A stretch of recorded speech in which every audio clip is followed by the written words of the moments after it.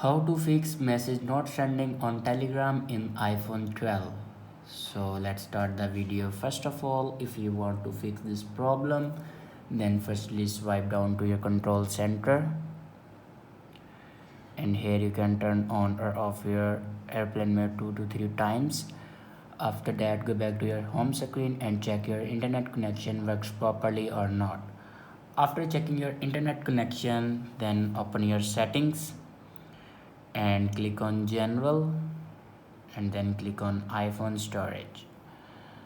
Now scroll down, and here you can see the option Telegram. Now click on it.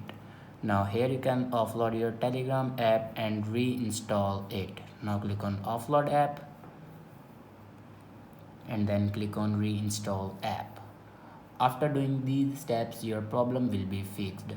I hope this video is helpful for you. Thanks for watching.